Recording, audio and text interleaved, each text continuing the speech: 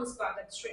કેન્દ્રીય ગૃહમંત્રી અમિત શાહના વડોદરા આગમન દરમિયાન સાબરમતી હરિજન આશ્રમ બાબતે યોગ્ય ન્યાયની માંગણી કરવા જતા ચંદ્રિકાબેન સોલંકીને પોલીસ દ્વારા નજરકેદ કરાયા। ભારતના ગૃહમંત્રી અમિત શાહ જ્યારે વડોદરા ખાતે પહોંચ્યા ત્યારે વડોદરા પોલીસ દ્વારા દલિત સમાજના આગેવાન ચંદ્રિકા સોલંકીને સાબરમતી હરિજન આશ્રમ બાબતે સમાજ સાથે થયેલા અન્યાયને લઈને સમાજનું કામ કરવા જતા તેઓને રોકવામાં આવ્યા અને નજરકેદ કરી દેવામાં આવ્યા। ખરેખર આ સરદાર પટેલ અને ગાંધીજીની ભૂમિ પર અન્યાય સામે અવાજ ઉઠાવનાર સામાજિક વ્યક્તિના અવાજને દબાવીને તાનાશાહી અને હિટલરશાહી લાગુ કરી રહ્યા હોય તેમ લાગી રહ્યું છે। ત્યારે વડોદરામાં અમિત શાહ પહોંચ્યા તો સાબરમતી હરિજન આશ્રમમાં અભ્યાસ કરી રહેલી દલિત સમાજની દીકરીઓ ઉજ્જવળ ભવિષ્યને નુકસાન ન થાય તે માટે જ્યાં સુધી નવા શૈક્ષણિક સંકુલો અને છાત્રાલય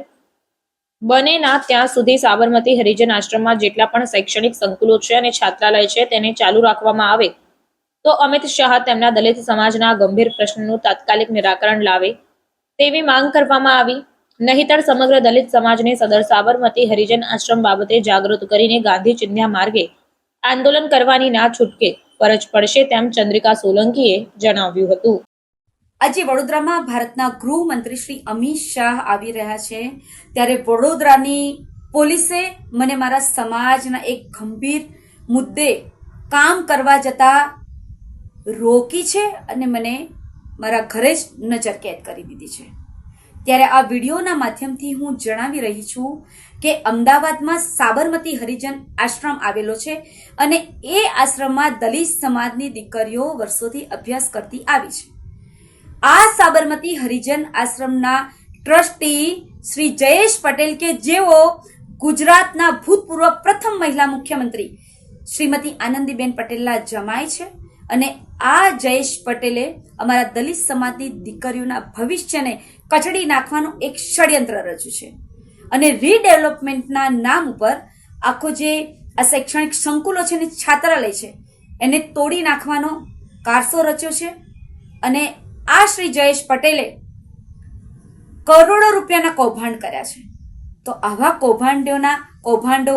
બહાર પાડવા અને ન્યાયનો અવાજ ઉઠાવવા માટે બહાર જતા રોકી અને નજરકેદ કરી દેવામાં આવે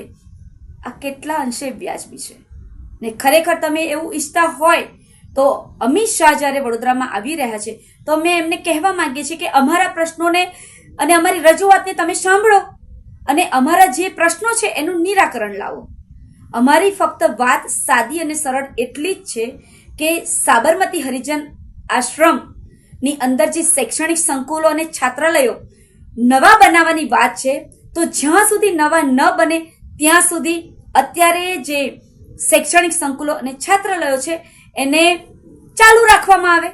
બસ અમારો આ જે મુખ્ય પ્રશ્ન છે દલિત સમાજ સાથે થતા અન્યાય બાબતનો એનો તમે તાત્કાલિક ઉકેલ લાવી દો અને આજે જયેશ પટેલ છે ભ્રષ્ટાચારીઓ એવા ભ્રષ્ટાચારીઓના ભ્રષ્ટાચારને ઉજાગર કરી અને એમને એમના કર્મોની